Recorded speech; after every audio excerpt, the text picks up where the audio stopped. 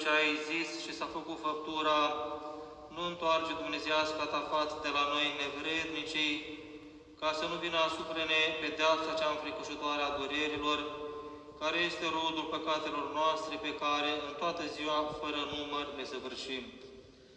Noi suntem păcătoși și pătimași, netrebnici, plini de răutate, iar Tu ești izvorul vieții și al milostivirii.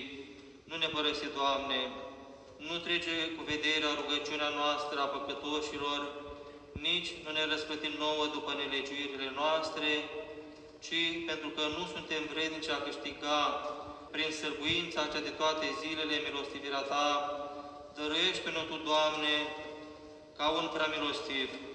Pentru rugăciunile apostolului Tău Andrei, ocrotitorul României, binecuvintează, păzește și ajută țara aceasta și poporul ei binecredincios, dăruind tuturor sănătate și viață ferită de toată răutatea.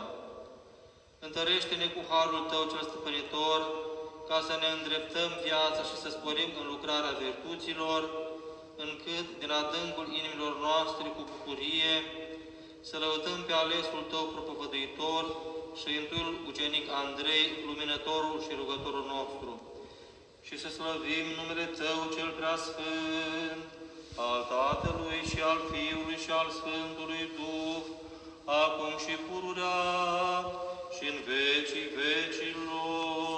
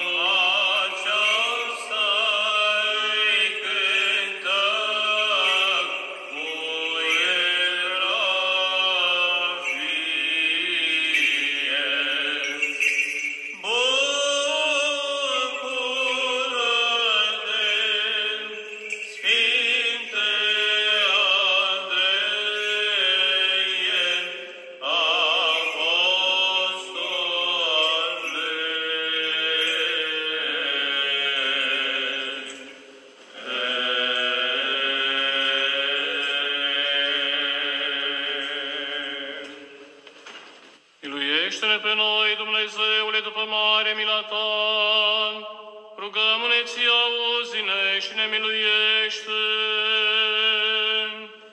Doamne, miluiește, Doamne, miluiește, Doamne, miluiește.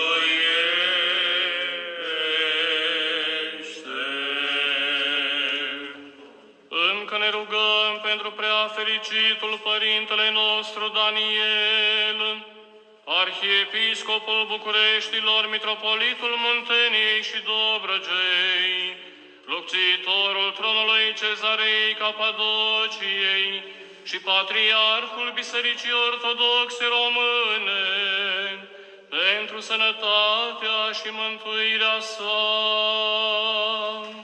Doamne, miluiește! Doamne, miluiește! Doamne, miluiește!